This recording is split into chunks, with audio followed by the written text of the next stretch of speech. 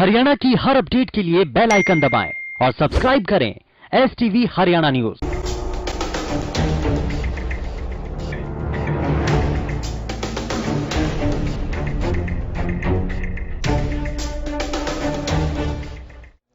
नमस्कार, स्वागत है आपका। मैं हूं गौरव कुमार पांडे। आज से देश भर में अनलॉक 1 का आगाज हो गया है। इसके साथ ही स्कूल खोलने और बंद रखने को लेकर बहस शुरू हो गई है। जुलाई में गृह मंत्रालय के स्कूल खोलने का विरोध अभिभावकों ने अभी से शुरू कर दिया है। Change.org पर एक ऑनलाइन याचिका में अब तक 2 लाख से ज्यादा हस्ताक्षर कर लोगों ने स्कूल खोलने का विरोध किया है और कोविड के मामले शून्य होने तक स्कूल नहीं खोलने की कोशिश वो कर रहे हैं कि इसके जरिए एक कैंपेन जैसा वो चला रहे हैं जिसमें हस्ताक्षर के जरिए वो ये बता सके कि ज्यादा से ज्यादा अभिभावक जो हैं उनका कंसर्न ये है, वो चाहते ये हैं कि जब तक कोविड खत्म ना हो तब तक स्कूल ना खोले जाएं। एक रिपोर्ट।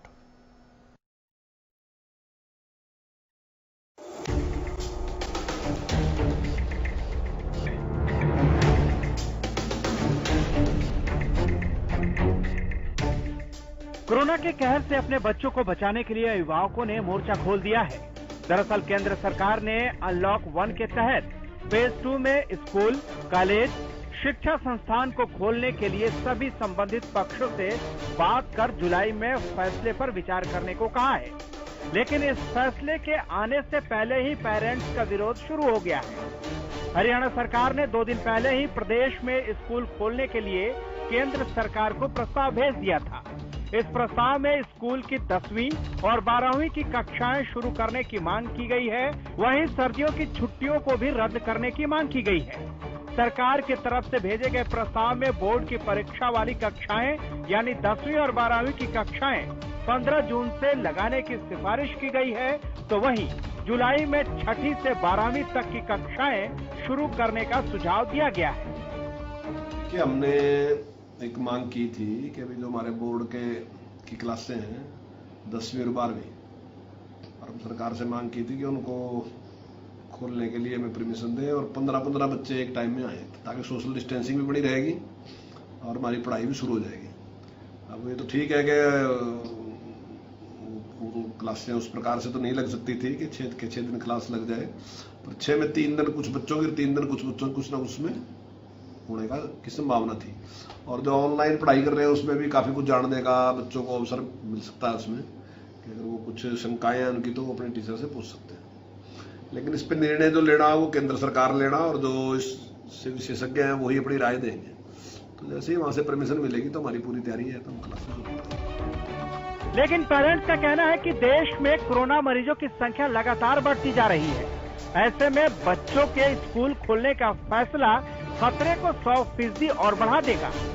इस बाबत सोशल मीडिया पर अलग अलग प्लेटफॉर्म पर कैंपेन भी चलाया जा रहा है, जिसमें यह अपील की जा रही है कि पेरेंट्स सरकार के इस फैसले का विरोध करें। शनिवार को जारी अपनी अधिसूचना में MHA ने कहा था कि लॉकडाउन छूट के दूसरे चरण में स्कूल और कॉलेज खोलना संभव होगा। हालांकि ये भी कहा कि निर्णय राज्य और केंद्र शासित प्रदेशों के परामर्श से जुलाई में किया जाएगा। लेकिन अभिभावकों ने अभी से ही इसका विरोध शुरू कर दिया है। जाहिर सी बात है, एक पिता के तौर पर कोई नहीं चाहेगा कि उसका बच्चा इस खतरनाक बीमारी के बीच स्कूल जाए। Bureau report, Haryana news.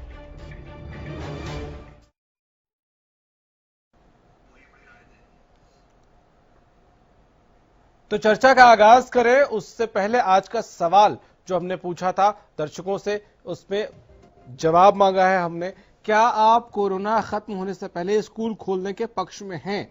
अगर आपका जवाब है हां तो टाइप करिए YES यस। अगर आपका जवाब है ना तो आपको टाइप करना है NO नो, और व्हाट्सएप पर आप हमें भेज सकते हैं। व्हाट्सएप पर नंबर है हमारा 9999432146। इस नंबर पर आप अपना जवाब हमारे साथ साझा करें। कार्यक्रम के अंत में आपके जवाब जो होंगे वो हम साझा करेंगे। चर्चा का आगाज कर लेते हैं। प्रदीप नरूला जी राजनीतिक विश्लेषक हैं, हमारे साथ स्टूडियो में मौजूद हैं। अनिल कुमार अभिभावक संघ से हैं, वंदना पोपली जी बीजेपी से, मनीष खटाना साहब कांग्रेस से, अरविंद भारद्वाज जी जेजेपी से हमारे साथ इस डिबेट में जुड़ गए हैं। आप सभी का बहुत स्वागत है। और अनिल जी आपसे शुरू करेंगे, क्योंकि ये कहा जा रहा है कि अभिभावक संघ जो है वो थोड़ा सा इस बात को लेकर नाराज है कि सरकार क्या सोच रही है स्कूल खोलने के बारे में, या सरकार आगे कुछ करने जा रही है, स्कूल खोलने जा रही है, इसको लेकर आप लोग कंसर्न है, आप लोग परेशान है। क्या परेशानी या चिंता का कारण क्या है? सबसे पहले तो मैं एसटीवी हरियाणा न्यूज का धन्यवाद करना चाहूंगा, जो समय समय पर हमें भी यहाँ बुलाकर, अभिभावकों को और सभी को बुलाकर जनता को अपडेट्स देते हैं।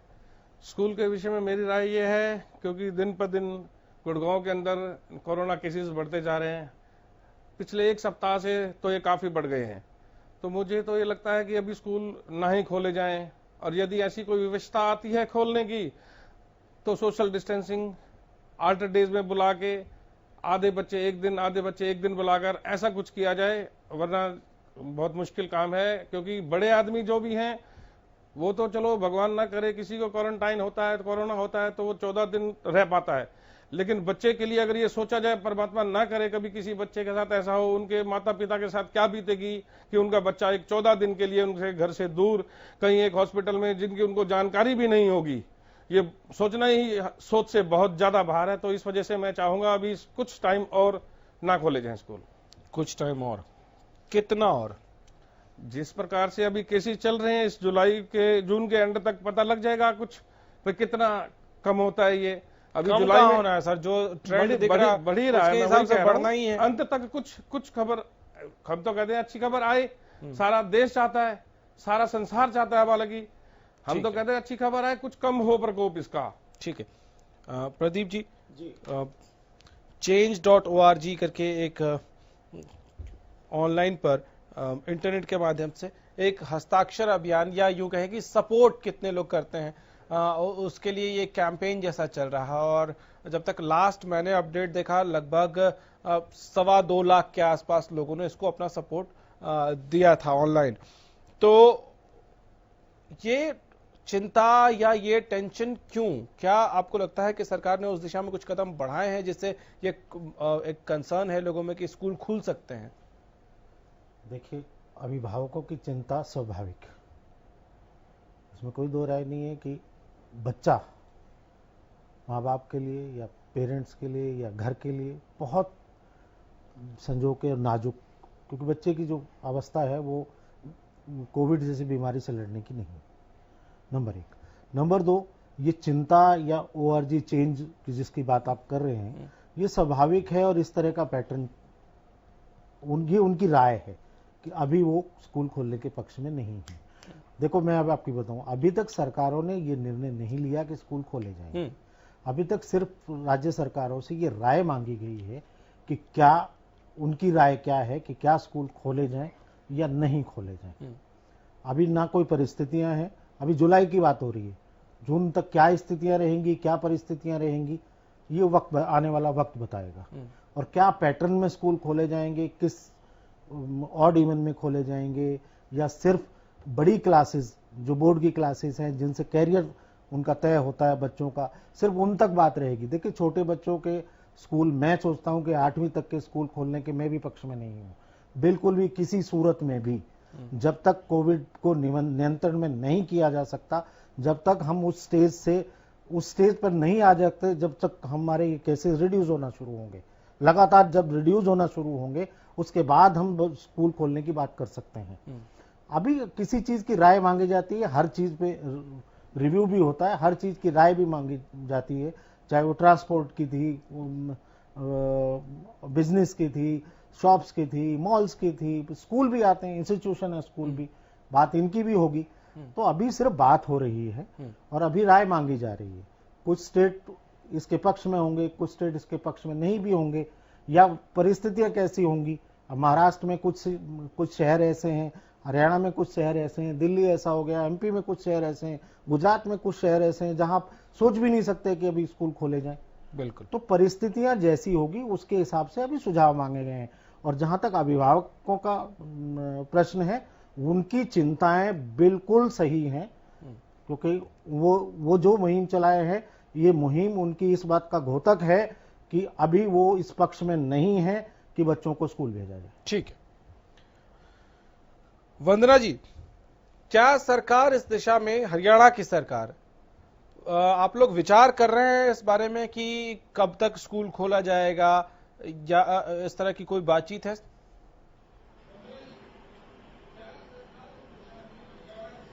देखिए, मुझे लगता है कि सबसे पहले हम देश के भविष्य की बात कर रहे हैं। उसके लिए चाहे वो हरियाणा सरकार हो या केंद्र की सरकार हो, वो पूरी तरह से सजग हैं, सावधान है और जागरूक है, पूरी तरह से अलर्ट और अवेयर है कि हमारे बच्चे किसी एक्सपेरिमेंट का हिस्सा नहीं बनने जा रहे हैं। अगर आपने शिक्षा मंत्री कंवरपाल जी का भी बयान सुना होगा तो उन्होंने कहा कि 15 जुलाई से स्कूल खुलने की बात की जा रही है, लेकिन ऐसा नहीं है कि 15 जुलाई को ही खुल रहे हैं। अभी तो ये फैसला, सबसे पहली बात है कि तुरंत लागू नहीं हो रहा, उसके लिए 1.5 महीने की बात है। दूसरी बात, अभी कोविड-19 की स्थिति देखने के बाद ही पता चल पाएगा कि जून के एंड तक कोविड-19 की स्थिति क्या है, क्या कितने मरीज हैं, अगर सुधार आ रहा है तो हम किस प्रकार से खोल सकते हैं, या कौन कौन सी कंडीशंस हैं जिसके तहत हम 10वीं और 12वीं, अगर आपने कंवरपाल गुर्जर जी का बयान सुना होगा, उन्होंने सिर्फ 10वीं और 12वीं के जो बच्चे हैं उनकी बात की, और साथ के साथ उन्होंने कहा कि सोशल डिस्टेंसिंग का भी ध्यान रखा जाएगा। 15 बच्चों का जो ग्रुप है उनको बुलाने की बात करें, लेकिन ये सब बात भी तब जब हम इस पूरे महीने में स्थिति को देख लेंगे कि कोविड-19 की स्थिति क्या है। अगर वो लगा कि स्थिति कंट्रोल में है, बच्चों को बुलाया जा सकता है, तब बच्चों को स्कूल में बुलाया जाएगा, अदरवाइज अभी भी उसको टाल दिया जाएगा। ठीक है वंदना जी, लेकिन आपको लगता है कि हरियाणा सरकार की एक छोटा सा ये केंद्र को जो आपने लिखकर भेजा या केंद्र से जो मांग की, भर से अभिभावकों की टेंशन कितनी बढ़ गई है? आपको लगता है कि इसकी वजह से भी उनकी जो चिंता है वो बढ़ी है?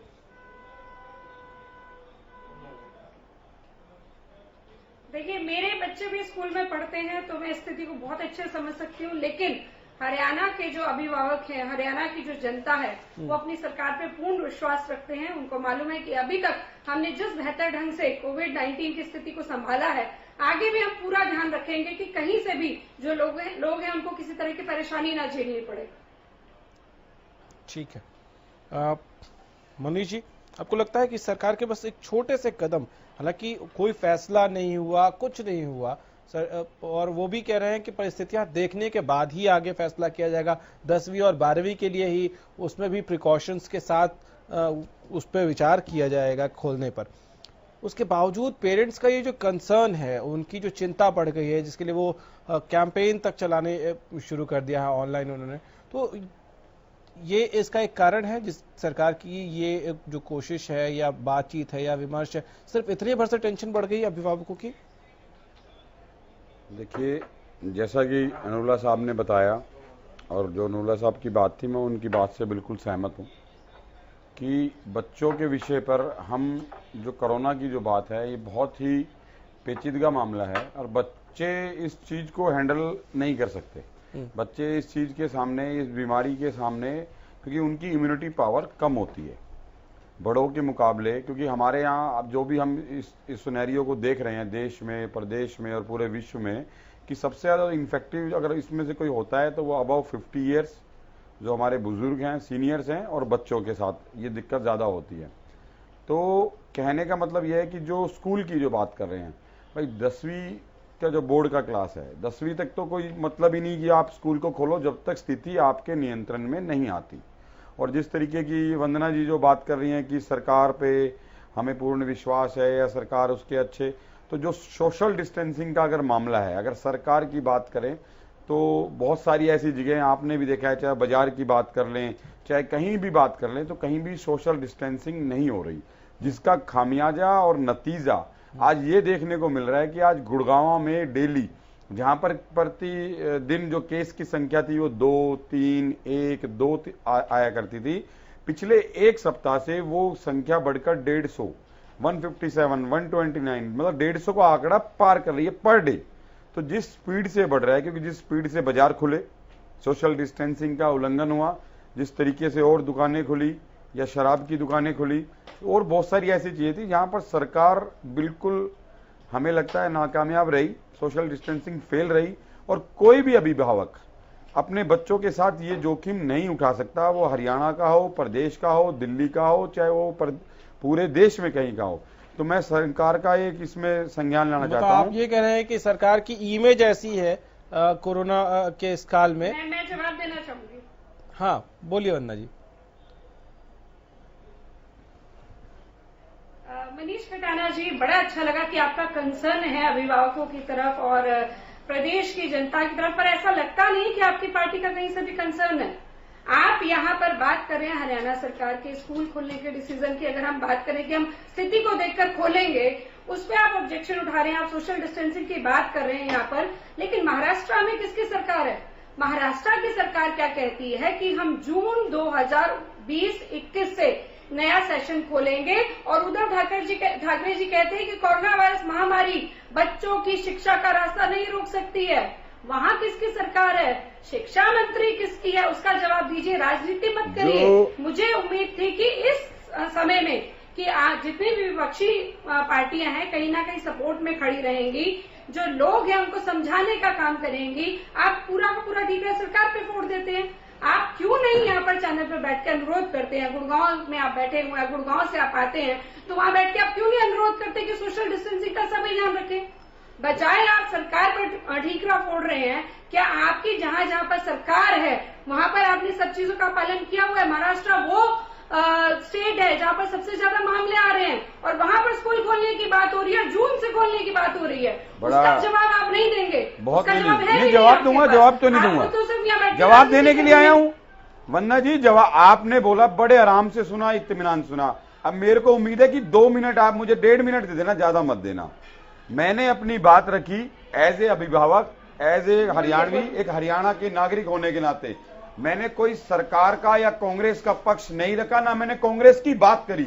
लेकिन मुझे हैरानी है कि बीजेपी के जितने प्रवक्ता आते हैं उनके पास एक ही मुद्दा है, कांग्रेस कांग्रेस कांग्रेस। अरे भैया, महाराष्ट्र में क्या होता है या पंजाब में क्या होता है वो आप पंजाब गवर्नमेंट जवाब देगी, पंजाब गवर्नमेंट को वहां की जनता जवाब देगी। उसको हमें अपना हरियाणा देखना है। मैं हरियाणवी हूं, सबसे पहले मैं हरियाणा की बात करूंगा, उसके बाद देश की बात करूंगा। हम आपसे हरियाणा की बात करते हैं, आप कांग्रेस की बात करते हो, आप महाराष्ट्र की बात करते हो, उद्धव ठाकरे की बात। अरे भैया, हरियाणा में रहते हो, पहले हरियाणा की बात करो। जब यहाँ पर अच्छा ठीक है, मैं एक सवाल पूछता हूं। रणदीप सुरजेवाला जी को आपने बाइट देते हुए सुना है? आजकल उनका जो मास्क होता है वो गले में लटका हुआ होता है, और उनके आसपास के जो लोग होते हैं ज्यादातर ऐसी स्थिति में होते हैं। रणदीप जी राष्ट्रीय प्रवक्ता हैं, वो कर सकते हैं, वो उनका अपना सिस्टम है। मैं प्रदेश का प्रवक्ता हूँ, मुझे अपने प्रदेश की बात करनी है, उनको राष्ट्र की बात करनी है। नहीं, वो भी हरियाणा की बात कर रहे हैं। वो हरियाणा की बात करें, अच्छी बात है, लेकिन मैं तो मैडम की बात का जवाब दे रहे हैं कि प्रदीप जी कुछ कहना चाहते हैं। सर गौरव जी 1 मिनट लूंगा, फिर मुझे अरविंद जी के पास चलना है जल्दी से। आज बच्चों की बात हो रही है, आज स्कूलों की बात हो रही है। मैंने एज ए पेरेंट मैंने उसका जवाब दिया।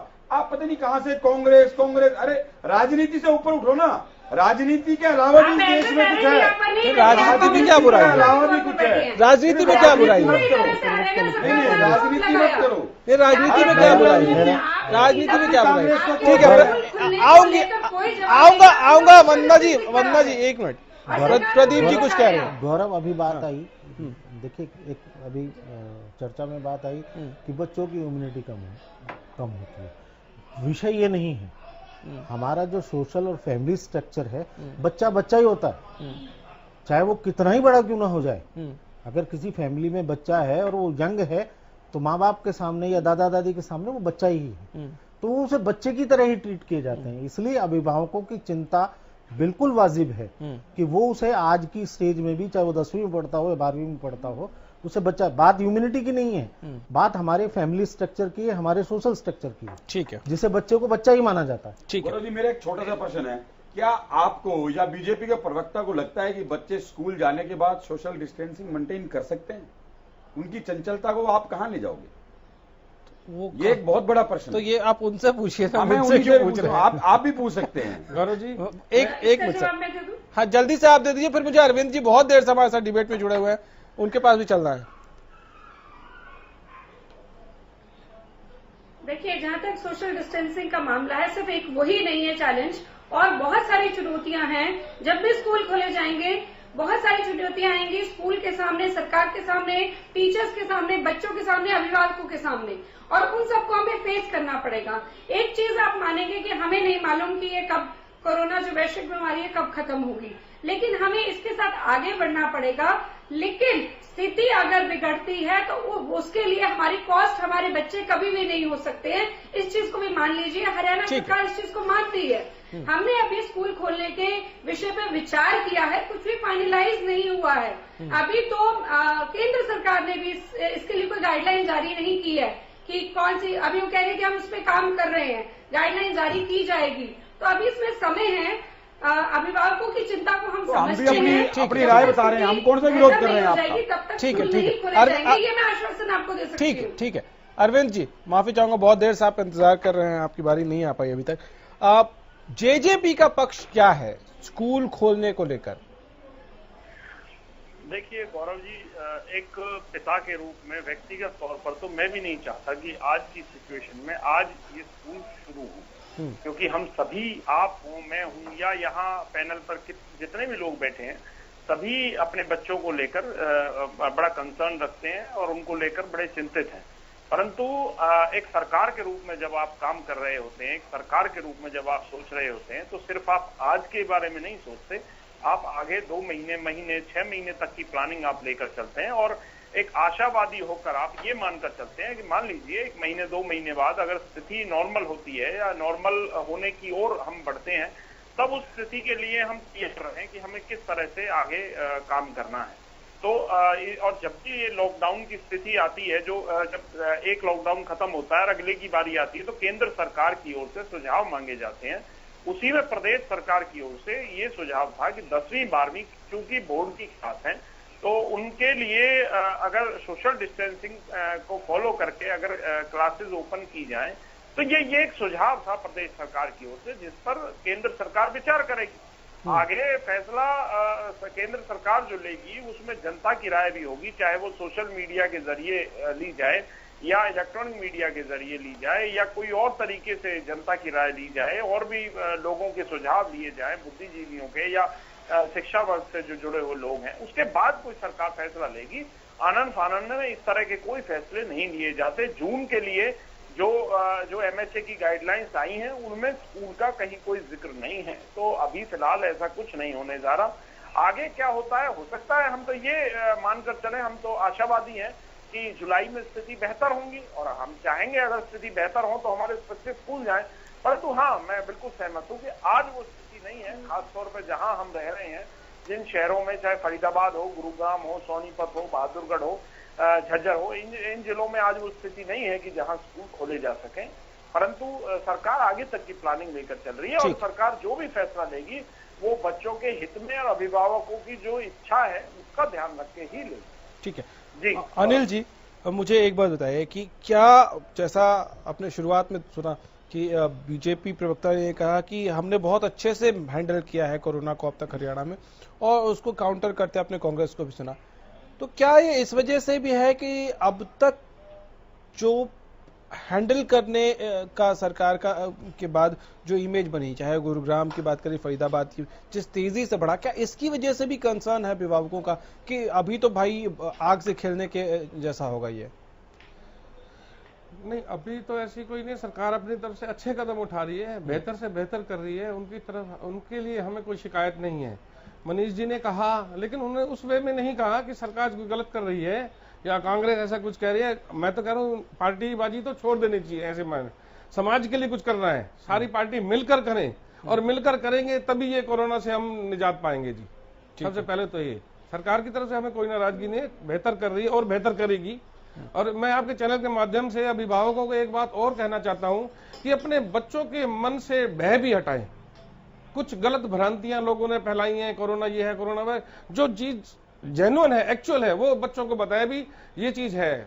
बेकार की बातों से उनको ज्यादा ना डराया जाए, उनके मन से भय निकलेगा तभी थोड़ा सा विल पावर आएगी उनमें, उनका इम्यून सिस्टम बढ़ाया जाए, ये चीज बताई जाए कि ये लड़ने का मेन तरीका है ये, ठीक है, कोरोना से। इस डिबेट में एक और बहुत इंपॉर्टेंट चीज है, क्या सर जब तक क्लासेस, प्रदीप जी, शुरू होते हैं स्कूल्स, तब तक एक मौका भी है, जैसा प्रधानमंत्री ने कहा कि चुनौती एक अवसर के रूप में हम तब्दील कर सकते हैं, कि ऑनलाइन पढ़ाई का जो पैटर्न जिसमें अब तक इंडिया बहुत सारे डेवलप कंट्री से बहुत पीछे है, उसको हम इम्प्रूव करें, उसको क्वालिटी वाइज क्वांटिटी वाइज हर तरीके से उसको इम्प्रूव करें। क्या इस अपॉर्चुनिटी को सरकार को थोड़ा और एक्सप्लोर करना चाहिए? देखिए गौरव, इसमें कोई दो राय नहीं, मुसीबतें कई बार हमें अच्छी चीजें सिखा के जाती है। जब हम अब ये महामारी आई है तो बहुत सारी चीजें इसने हमें सिखाई हैं।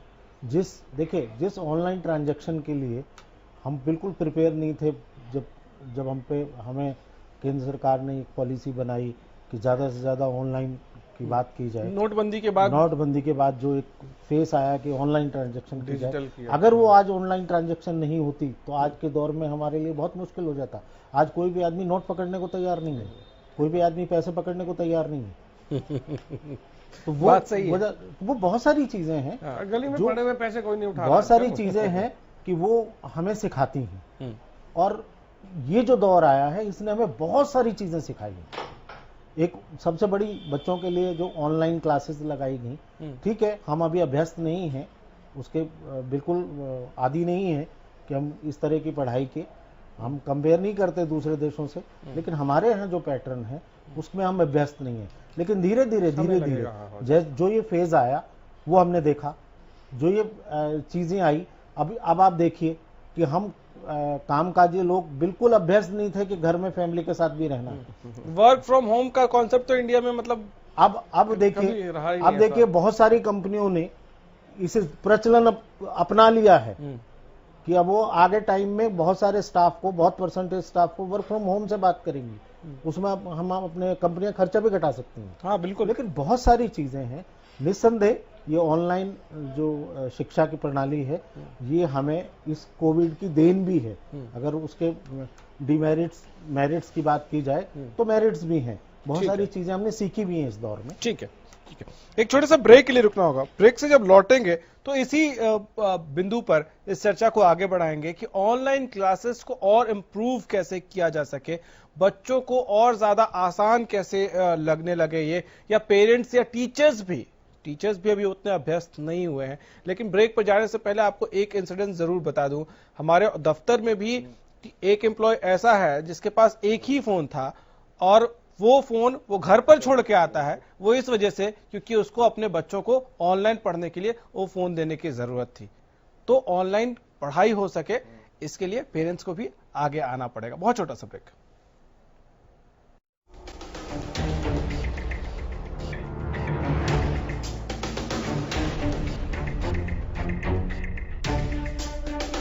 ब्रेक के बाद एक बार फिर से आपका स्वागत है। वंदना जी, आपसे जानना चाहूंगा कि क्या आपको लगता है या सरकार को ये लगता है कि जैसा प्रधानमंत्री जी ने कहा कि ये मुसीबत जो है या आपदा जो है वो एक अवसर के तौर पर हम लोगों को लेना है, तो ऑनलाइन क्लासेस की क्वालिटी और बेहतर कर सके, ऑनलाइन एजुकेशन की क्वालिटी और बेहतर हो सके, उस दिशा में सरकारों को क्रांतिकारी कदम और उठाने की आवश्यकता है?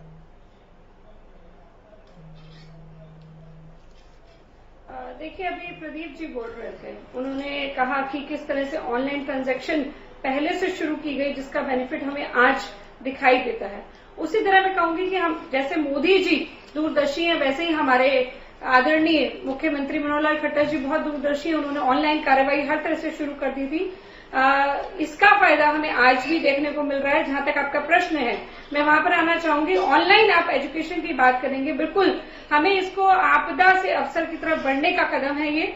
अगर हम इसको अवसर की तरह देखते हैं, क्योंकि भारत कहीं ना कहीं एक विश्व गुरु की छवि में उभरता हुआ आ रहा है, इस आपदा को हम अवसर की तरफ देख रहे हैं। अगर आप ऑनलाइन एजुकेशन की बात करें, लगातार जो टीचर्स हैं वो बच्चों से जुड़े हुए हैं। वो एसएमएस के थ्रू, व्हाट्सएप के थ्रू अपने जो लेसन है बना के वो बच्चों को दे रहे हैं, आपस में एक दूसरे की मदद कर रहे हैं कि किस तरह से लेसन बनाए जा सकते हैं। इसके अलावा गूगल क्लास से वो टेस्ट दे रहे हैं। स्कूल के मुखिया व शिक्षक लगातार बच्चों से कांटेक्ट कर रहे हैं। इसके अलावा डेली फीडबैक जाता है, जितने भी स्कूल हैं वो डेली फीडबैक देते हैं कि कितने बच्चे टीवी देख रहे हैं, कितने बच्चे व्हाट्सएप से देख रहे हैं, कितने बच्चों ने काम पूरा किया या नहीं किया। ये जिला स्तर पे पूरा फीडबैक जो है लगातार से जा रहा है। तो ये यहाँ पर मुझे लगता है कि ऑनलाइन एजुकेशन के, मानती हूँ कि उसके अपने भी कुछ नुकसान भी हैं, लेकिन इस समय जो बेस्ट हो सकता था वो हमारे जो टीचर्स ने उन्होंने किया है, हमारी सरकार ने किया है। बच्चों को हम कहीं पर भी उनकी एजुकेशन में रुकावट नहीं है, ये मुख्य ध्येय है और आगे भी यही रहेगा। ठीक है अरविंद जी, यही सवाल आपसे। दुनिया के कई विकसित देश ऐसे हैं जहां हम जानते हैं कि ऑनलाइन एजुकेशन की क्या इंपॉर्टेंस है और क्या क्लास है उसका, तो क्या इसको आप देखते हैं कि अपॉर्चुनिटी के तौर पर कि ऑनलाइन एजुकेशन को इम्प्रूव किया जाए? और ऑनलाइन एजुकेशन बाहर अगर दूसरे देशों की बात करें, यूरोपियन कंट्रीज की बात करें, तो वहाँ ये बहुत पहले से ही ट्रेंड में रही है, परंतु इंडिया में इसका ज्यादा ट्रेंड नहीं था। कुछ बड़े और कुछ बड़े स्कूलों को अगर छोड़ दिया जाए तो हमारे यहाँ generally online classes, online education का ट्रेंड हरियाणा में या इस देश में नहीं है।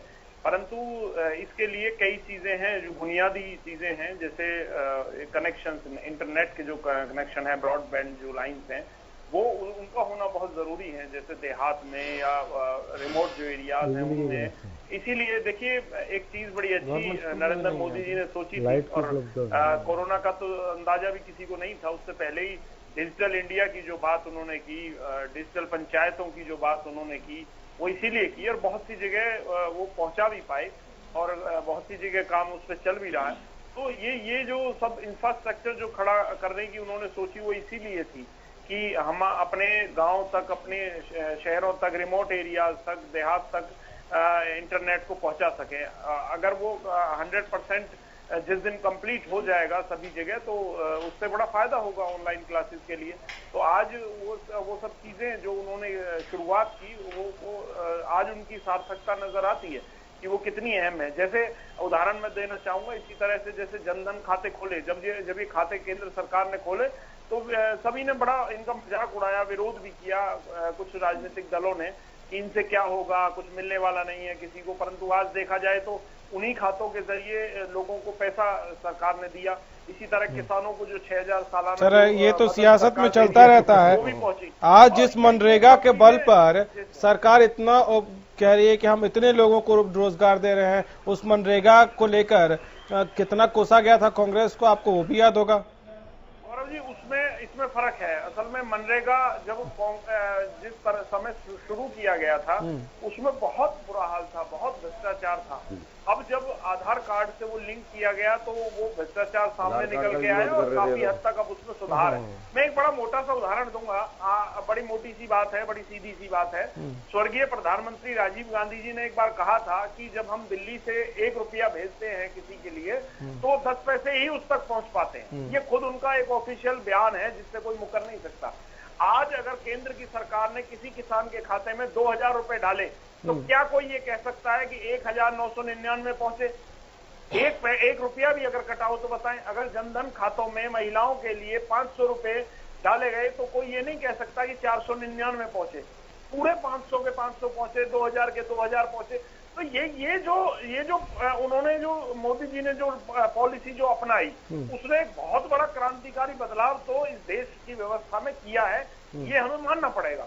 अच्छा ठीक है, जिस नेता का अभी आपने नाम लिया, क्या उसको क्रेडिट नहीं देंगे कि आज हिंदुस्तान जिस स्तर पर तकनीक में और कंप्यूटर के दिशा में और इंटरनेट ये सब जो पॉसिबल हुआ, वो भी उस नेता की ही देन है? थोड़ा क्रेडिट उनको भी दे दीजिए। कोई दो राय नहीं है। मैं स्वर्गीय राजीव गांधी जी ने कंप्यूटर के लिए बहुत प्रयास किए। उस समय में, उनके समय में ही कंप्यूटर की शुरुआत इस देश में हुई। जो अच्छे काम करता है गौरव जी, उसमें उनकी तारीफ करने में या उसका क्रेडिट उन्हें देने में कोई बुराई नहीं है। चलिए फिर ठीक है, फिर ठीक है। आज नहीं रही जो कांग्रेस पहले थी, ये वो कांग्रेस नहीं है। ये लोग, इनकी सोच में और उनकी सोच में जमीन आसमान का अंतर है। अगर पहले की बात की जाए, हाँ। ये वो लोग नहीं रहे। ठीक है, आज डिबेट में उस दिशा में नहीं जाएंगे। अनिल जी, एक चीज बताइए कि ऑनलाइन एजुकेशन को क्या आपको लगता है कि ठीक है बच्चे स्कूल नहीं जा सकते, लेकिन ऑनलाइन एजुकेशन को अगर इम्प्रूव किया जाए, चाहे उसके लिए इंफ्रास्ट्रक्चर की बात करते हैं, इंटरनेट की अवेलेबिलिटी, सुदूर में देहात में अगर बात करें तो बिजली भी कितनी देर आती है वो भी एक कंसर्न है। गुड़गांव जैसे शहर में कितने बिजली के कट लग रहे हैं आजकल गर्मी में, वो गुड़गांव के लोगों को पता है, तो सुदूर देहात में क्या हाल होगा वो भी एक कंसर्न है। तो आपको लगता है इन सबको ठीक करने का टाइम आ गया है? बिल्कुल आ गया जी, ठीक टाइम करने का ठीक। और दूसरा, बिजली की कटौती आगे आने वाले टाइम में कुछ लगता है ज्यादा होगी, क्योंकि अभी तक तो हमारी इंडस्ट्रीज बंद थी सब, धीरे धीरे सभी इंडस्ट्रीज खुलेंगी। गर्मी है, एसी को मोदी जी ने मना किया है लेकिन मानता कोई नहीं, टू बी फ्रैंक। चलेंगे एसी भी, पावर कट रहेगा तो इसकी समस्या आएगी। थोड़ी इंप्रूवमेंट की जरूरत है, इस दिशा में थोड़ा सा अगर ध्यान दे सरकार कि किस तरह से इंप्रूव किया जा सकता है। ठीक है, प्रदीप जी शायद कुछ बोलना चाह रहे हैं। हाँ, मैं ये कह रहा था गौरव जी कि देखिए, अब हम ऑनलाइन एजुकेशन की बात कर रहे हैं। जहाँ तक ऑनलाइन एजुकेशन एक स्तर पर ठीक है, लेकिन स्कूल एक इंस्टीट्यूशन है, वो व्यक्तित्व बिल्डिंग का काम करता है बच्चे का, उसे नकारा नहीं जा सकता। आप सारा के सारा ऑनलाइन एजुकेशन पे कंसंट्रेट करोगे कभी नहीं हो सकता। मौलिक बच्चे की ओवरऑल पर्सनालिटी डेवलपमेंट के लिए बिल्कुल जरूरी है। पर्सनालिटी डेवलपमेंट उसके व्यक्तित्व को निखारने का भी काम करते हैं, बिल्कुल करते हैं। प्ले स्कूल है, लेकिन आप बिल्कुल बच्चे को ऑनलाइन एजुकेशन पर नहीं छोड़ सकते, उससे उसको नहीं निखारा जा सकता। लेकिन ये जब तक हम कोरोना के इस समय निकलते हैं, आप सिर्फ उस तरफ नहीं बढ़ सकते। एक विकल्प थोड़ा बहुत हो सकता है जब तक नहीं निकलते कोरोना से, तब तक एक इंस्टीट्यूशन है। जब तक नहीं निकलते कोरोना से तब तक तो फोकस करना पड़ेगा। मुश्किल टाइम में ऑनलाइन एजुकेशन बेस्ट, लेकिन बिल्कुल इसके आधार नहीं बनाया जा सकता। नहीं, उस पर छोड़ा नहीं जा सकता, क्योंकि स्कूलों की इंपॉर्टेंस हम जानते हैं, हम सब स्कूल गए हैं, एक्टिविटीज तो भी पता जरूरी है। हाँ, ठीक है। मैं कुछ कहना चाहूंगी। ठीक है, वंदना जी बोलिए। जवाब दे दो उनकी बात का। अब दे दीजिएगा, उनको बोलने दीजिए पहले वंदना जी को। हाँ। जैसे अभी प्रदीप जी कह रहे थे, मैं बिल्कुल मानती हूँ कि ऑनलाइन की जो क्लासेस हैं वो इस समय हमारे लिए बहुत हेल्पफुल हो रही है, लेकिन स्कूल की जगह ऑनलाइन क्लासेस नहीं ले सकती हैं। यहाँ पर हम बाकी कंट्रीज से कंपैरिजन कर रहे थे कि जो बाकी देश है वहां पर भी ऑनलाइन क्लासेस बहुत कंफर्टेबली पहले से चला करती थी। हमारे लिए हो सकता है ये नया कॉन्सेप्ट होगा, लेकिन आपको यहाँ पर मैं बताना चाहूंगी कि जो यूरोप की बहुत सारी कंट्रीज हैं उन्होंने कोरोना के केसेस बढ़ते हुए भी स्कूल खोल दिए। फ्रांस, जहां पर इतने ज्यादा केसेस थे, वहां पर उन्होंने स्कूल खोले और 14 लाख बच्चे पहली बार जब स्कूल गए तो एक सप्ताह के अंदर उनके सामने 70 मामले आए। और यहाँ पर एक रिपोर्ट भी आई है, विशेषज्ञ क्या कहते हैं कि यूरोप में जो 22 कंट्रीज हैं उनके स्कूल खुलने के बाद उन्होंने चेक किया कि कोरोना के मामले में ज्यादा उछाल नहीं आया। लेकिन फिर भी हम कहीं से भी रिस्क नहीं ले सकते हैं। हमारा विचार जरूर है स्कूल खोलने का, क्योंकि ऑनलाइन एजुकेशन सब्स्टिट्यूट नहीं हो सकती। पूरी कोशिशें की जा रही है, बच्चे तक पहुंचा नहीं जा सकता। हमने लेसन बना के दे दिया, हमने अगर इंटरनेट नहीं है तो उसका ऑप्शन टीवी दे दिया कि टीवी पर वो देख सकते हैं, लेकिन बच्चा देख रहा है या नहीं देख रहा है उसकी रिस्पॉन्सिबिलिटी इस समय कहीं ना कहीं पेरेंट पे भी आ जाती है। तो मुझे लगता है कि ऑनलाइन एजुकेशन सब्स्टिट्यूट नहीं हो सकता। लेकिन वंदना जी अभी बहुत लंबा समय है, अभी कोरोना कब खत्म होगा ये कोरोना इसकी गारंटी कोई नहीं ले सकता। तो अगर आप 10th और 12th के बच्चों के लिए सोच रहे हैं कि उनके लिए चलिए स्कूल खोला जा सकता है अगर परिस्थितियां ठीक रही, तो बाकी बच्चों का क्या होगा? उसके लिए तो ऑनलाइन एजुकेशन पर फोकस करना पड़ेगा, क्योंकि आपको पता नहीं अगले 3 महीने, 4 महीने, 5 महीने या 6 महीने या साल भर लग जाए कोरोना को जाते जाते। फोकस नहीं है, बहुत ज्यादा ध्यान है ऑनलाइन एजुकेशन पर, क्योंकि फिलहाल हमारे पास सब्स्टिट्यूट यही है। इस समय हम और कुछ नहीं कर सकते, ऑनलाइन एजुकेशन ही दे सकते हैं और पूरा का पूरा ध्यान है। लगातार हर एक बच्चे से कांटेक्ट किया जाता है, शिक्षक अलग से करते हैं और जो स्कूल के प्रमुख हैं, जो हेडमास्टर हैं, जो प्रिंसिपल है, वो अलग से कांटेक्ट करते हैं। इसके अलावा जो डिस्ट्रिक्ट एजुकेशन ऑफिसर है उसके पास डेली की डेली रिपोर्ट जाती है। तो पूरा का पूरा ध्यान इस तरफ से है। इवन कई टीचर तो बच्चों के घर जाके बुक्स भी अवेलेबल करा कर आए। उनको लगा कि इनके पास बुक्स नहीं है तो वो जाके, अगर स्कूल के आसपास रहते हैं जिनका घर मालूम है, या फोन करके एड्रेस लेकर उनके घर में जाके बुक्स भी अवेलेबल करा कर लेकर आए। तो पूरा ध्यान जो है सरकार का इस तरफ है कि जो हमारा फ्यूचर है, जो हमारा भविष्य है, वो कहीं ना कहीं जो है आगे बढ़ता रहे, उसकी शिक्षा में कोई कमी ना आए। आप बोल रही हैं, आप तर्क दर इधर मनीष खटाना जी बहुत सारे पॉइंट्स नोट डाउन करके बैठे हैं। मनीष जी काउंटर करना चाह रहे थे। देखिए, बीजेपी की प्रवक्ता मेरी बहन बहुत अच्छा बोल रही थी, उन्होंने बहुत अच्छी बात कही कि बुक्स दे के आए। हो सकता है प्रदेश में कोई एक आधी बुक्स किसी बच्चे के पास कोई टीचर दे गया होगा, क्योंकि अभिभावक क्या, हमारे यहाँ एक पुरानी कहावत है और हम उस बात को मानते हैं। वो कहते हैं गुरु गोविंद दोनों खड़े काके लागे पाए, बलिहारी गुरु आपने जिन गुरु गोविंद मिलाए। तो हमारे यहाँ गुरुओं को भगवान से भी ऊंचा दर्जा माना गया है, तो कोई ना कोई गुरु चला गया होगा। लेकिन आज के जो हालात चल रहे हैं और जिस तरीके से आपने बड़ी अच्छी स्पीच दी कि हम फीडबैक ले रहे हैं, बच्चे व्हाट्सएप पे अपने ग्रुप में कौन बच्चा कितना टीवी देख रहा है, हम ऑनलाइन क्लासेस करा रहे हैं। मैं एक मिनट मैं ऑनलाइन ये कर रहे हैं, आप बड़ा अच्छा लगा। शायद आपको नहीं पता, अभी एक और हमारे मास्टर जी बैठे हैं, वो आपको बता देंगे। आप मुझे ये बताइए कि हरियाणा में सरकारी स्कूलों में कितने बच्चे पढ़ते हैं, कितने बच्चों की ऑनलाइन क्लास चल रही है, कितने सरकारी टीचरों को आपने ऑनलाइन की सुविधा उपलब्ध कराई है, उनको ब्रॉडबैंड दिया है, इंटरनेट की सुविधा दी है, या उनको मोबाइल। बहुत से ऐसे टीचर जिनके पास बेचारे के पास ऑनलाइन फोन ही नहीं होगा। तो क्या सरकारी स्कूल के बच्चे, वो भी तो बच्चे हरियाणा के ही हैं, कितने परसेंटेज बच्चे आज ऑनलाइन?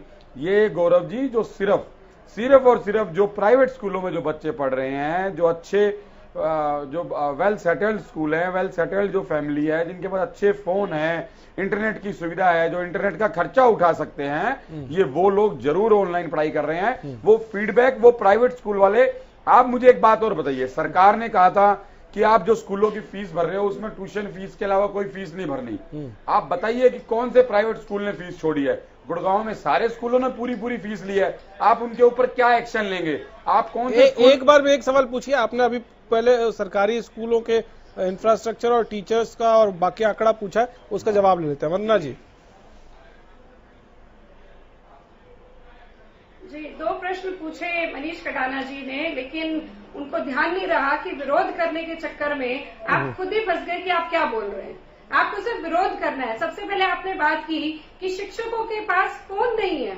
मुझे लगता है कि सरकारी शिक्षकों को इतनी कम सैलरी तो नहीं मिल रही कि उनके पास फोन नहीं है। और जहां तक आप बोल रहे हैं, जिसको आप स्पीच बोल रहे हैं, आपको बताना चाहूंगी मेरे घर में भी सरकारी शिक्षक हैं। मैं रोज वो प्रोसीडिंग देखती हूँ जो की जाती है, जो यहाँ से रिपोर्ट जाती है, वो सारा मैं खुद अपनी आंखों से देखती हूँ। और सभी स्कूलों की जो रिपोर्ट है वो एक ही शीट पर जाती है, तो मैं सारे स्कूलों की रिपोर्ट भी हाथ के हाथ से देखती हूँ। और दूसरी बात, आपने बड़े अच्छे से बोला गुरु गोविंद दो खड़े काके लागे पाऊं। शिक्षकों का इतना ध्यान है तो ये तो समझ आना चाहिए कि निजी स्कूल है, वहां पे भी शिक्षक हैं, उनकी सैलरी भी देनी होगी। और शिक्षक क्यों, ड्राइवर, कंडक्टर, पीएन सभी होंगे। और आपके हिसाब से निजी स्कूल का मतलब बहुत बड़ा स्कूल नहीं, छोटे छोटे स्कूल भी हो सकते हैं। नहीं, लेकिन एक पार्ट आपने उस क्वेश्चन में मिस कर दिया, स्किप कर दिया। वंदना जी, आपको बीच में इंटरप्ट कर रहा हूँ। वंदना जी, आपको बीच में इंटरप्ट कर रहा हूँ। उस क्वेश्चन का एक और बड़ा पार्ट था, वो आपने मिस कर दिया। वंदना जी, एक गाइडलाइन दीजिए। एक मिनट। अगर अभिभावक देना चाहे तो जोर जबरदस्ती नहीं है उसमें। नहीं वंदना जी, मुझे एक बात बताइए, सरकारी स्कूल में कौन से बच्चे पढ़ने जाते हैं वो आपको पता है? किस इकोनॉमिक बैकग्राउंड से बच्चे जाते हैं वो भी आपको पता है। तो हर रेडी वाले, हर खोमचे वाले, हर ठेले वाले के पास एंड्रॉइड फोन हो, ये सुनिश्चित किया गया है क्या? वाईफाई, इंटरनेट, ऑनलाइन पढ़ाई के लिए तो दोनों के पास होना चाहिए ना। एंड्रॉइड बच्चों के पास भी तो होना चाहिए, तभी बहुत सारे लोगों के पास नहीं है, मैं मानती हूँ इस चीज को। लेकिन आपको मालूम है हमारे जो बच्चे हैं उनको मालूम है किस तरह से पढ़ना है। अच्छा, वो कहीं ना कहीं से अरेंजमेंट करते हैं, चाचा का फोन लेंगे, मौसी का फोन लेंगे, क्योंकि उस स्थिति में रोज देख रही हूँ, मुझे मालूम है। लेकिन वो अपनी पढ़ाई पूरी कर रहे हैं और जो टीचर है वो उन तक लगातार पहुंच रहे हैं। सरकारी शिक्षकों की बात कर रही हूँ, वो लगातार उन पे पहुंचे हैं। टीवी तो है, ठीक है। एक डाटा मांग रहे थे आपसे मनीष खटाना जी। इन्होंने गाइडलाइन जारी करी, सरकार ने गाइडलाइन जारी करी थी कि जितने प्राइवेट स्कूल हैं वहां पर आपने ट्यूशन फीस जमा करनी है, और आपने जितने भी उसमें ट्रांसपोर्टेशन चार्जेस और ये चार्जेस वो नहीं जमा करने। तो वो किसी स्कूल ने मानी नहीं। ठीक है, जवाब दे दीजिए वंदना जी, फिर अरविंद जी के पास चलेंगे। जी, चार्जेस जितने भी चार्जेस हैं सब बना है। इवन वो अपनी वो तो ले रहे हैं स्कूल वाले, बढ़ा सकते हैं। आप गुड़गांव से लिस्ट मंगाइए ना सारे स्कूलों की। अगर वो चाहे तो जोर जबरदस्ती किसी के साथ नहीं कर सकते। ऐसा नहीं कर रहे, ऐसा नहीं। हाँ ठीक है, कुछ स्कूल है जो ठीक है, लेकिन ये कंप्लेंट्स आ रही हैं कई जगहों से, उस पर सरकार के लिए एक चुनौती वो भी है कि उसको आप ध्यान दें। अरविंद जी, क्या एक चुनौती ये बहुत बड़ी है कि ठीक है, प्राइवेट स्कूल्स में जो जा रहे हैं उनके पास हम ये एक्सपेक्ट कर सकते हैं कि उनके पास एटलीस्ट एक एंड्रॉइड फोन तो होगा जिसके जरिए बच्चे पढ़ पाएंगे इंटरनेट के जरिए। लेकिन सरकारी स्कूल में पढ़ने वाले हर बच्चे के परिवार के पास एंड्रॉइड फोन हो या इंटरनेट का कनेक्शन हो, ये बहुत बड़ी चुनौती मानते हैं। लोगों के साथ कि जिनके पास एंड्रॉइड फोन या इंटरनेट के कनेक्शन नहीं होंगे, मैं बिल्कुल सहमत हूँ। परंतु ऐसा भी नहीं है कि इस तरह के फोन अब लोगों के पास नहीं है, चाहे गांव है या कॉलोनीज हैं या स्लम एरियाज हैं। अब हम देखते हैं कि एक रिक्शा चलाने वाला, एक रेडी चलाने वाले भी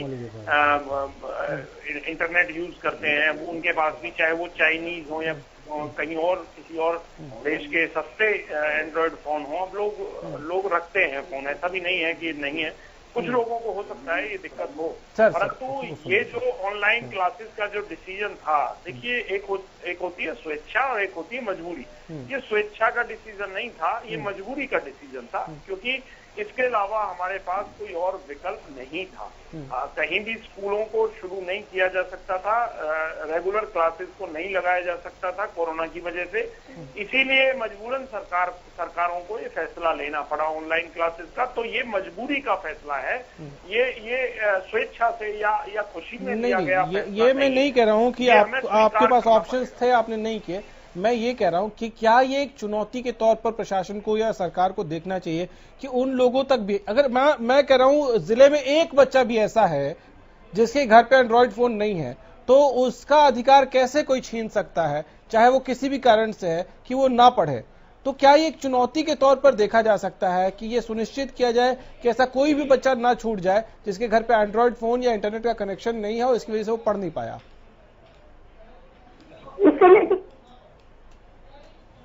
अरविंद जी जल्दी से। सब्स्टिट्यूट दिया गया ना सर, अनएक्सपेक्टेड था, उसके लिए कोई भी सरकार टेलीविजन पे भी तो क्लासेस चल रही है, सरकार तैयार नहीं थी।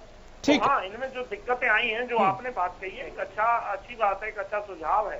तो सरकारें जरूर इस पर गौर करेगी। आपके सुझाव को हम भी पहुंचाएंगे सरकार तक। आगे अगर ऐसा गर्मी की छुट्टियां, क्योंकि अब जून में लगभग सभी स्कूलों में गर्मी की छुट्टियां हो जाती हैं, उसके बाद अगर इस तरह से ऑनलाइन क्लासेस होती हैं तो कोशिश करेगी सरकार, हो सकता है सरकार इस पर विचार करे। ठीक है, अब 10-10 सेकंड आप सबके पास है। प्रदीप जी आपसे शुरू करेंगे, क्या स्कूल खोलने चाहिए, हाँ या ना? देखिए बिल्कुल अभी स्कूल खोलने की कोई स्थिति नहीं है, लेकिन इस पे विचार ना किया जाए, इस पे सुझाव ना मांगे जाए, ऐसा भी संभव। ठीक है, मनीष जी। देखिए सबसे पहले तो बीजेपी की इधर उधर की बातें नहीं, सिर्फ 10 सेकंड है, हाँ या ना? नहीं, बिल्कुल 10 सेकंड नहीं लूंगा, ज्यादा नहीं लूंगा। जो बीजेपी के प्रवक्ता पहले जब किसान का जब मुद्दा था तो बोल रहे थे ये कांग्रेस की आवाज है, उसके बाद बोलने लग गए जी नहीं ये तो किसानों की आवाज चाहिए, हाँ या ना? नहीं, स्कूल बिल्कुल नहीं खुलने चाहिए जब तक स्थिति नियंत्रण में नहीं आती। ठीक है, अनिल जी। ठीक बात, मैं सहमत हूँ मनीष जी से, भाई साहब से भी, तो बिल्कुल नहीं खुलने चाहिए अभी स्कूल, नहीं खुलने चाहिए। ठीक है, अरविंद जी। नहीं गौरव जी, इस पे सरकार विचार कर रही है और जो भी फैसला होगा जन सहमति से लिया जाएगा, लोगों पे बच्चों को की सुरक्षा का ध्यान रखते हुए लिया जाएगा। ठीक है, वंदना जी, एक अभिभावक के नाते और एक नेता के नाते दोनों के जवाब अलग अलग हैं।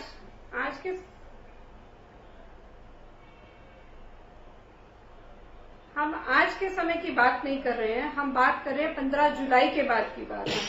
आज की तारीख में तो कोई नहीं कह रहा कि स्कूल खुल रहे हैं या खुलने चाहिए, लेकिन 15 तारीख के बाद स्थिति को देखने के बाद उसके बाद ही बता पाएंगे कि स्कूल खुलेंगे या नहीं खुलेंगे। चलिए ठीक है, एक बार जरा आज जो हमने सवाल पूछा था उसका अगर जवाब आ गया हो तो दिखा दीजिए। सवाल हमने पूछा था कि भाई आपको क्या लगता है, आप स्कूल खोलने के पक्ष में हैं या नहीं है, जब तक कोरोना खत्म नहीं होता है उससे पहले स्कूल खोलने के पक्ष में है या नहीं है। सिर्फ 18% लोगों ने कहा है कि हाँ वो पक्ष में है। 82% लोगों का मानना है कि जब तक कोरोना खत्म नहीं होता है स्कूल नहीं खोला जाना चाहिए। चलिए, ये तो हमने आपको जवाब दिखा दिया। आप सभी मेहमानों को बहुत शुक्रिया हमारे साथ जुड़ने के लिए, इस डिबेट में, इस चर्चा में शामिल होने के लिए। लेकिन ये एक बड़ा सवाल है और इस पर विचार हो रहा है अगर, तो विचार विमर्श पर कभी भी रोक नहीं होनी चाहिए। लेकिन जरूर ये सोचना होगा सरकार को भी कि क्या स्कूल को खोलने के लिए अभी प्रदेश तैयार है, देश तैयार है, या 15 जुलाई के बाद ही उस समय की स्थिति के हिसाब से ही फैसला लेना चाहिए। फिलहाल इतना ही, इजाजत दीजिए। नमस्कार।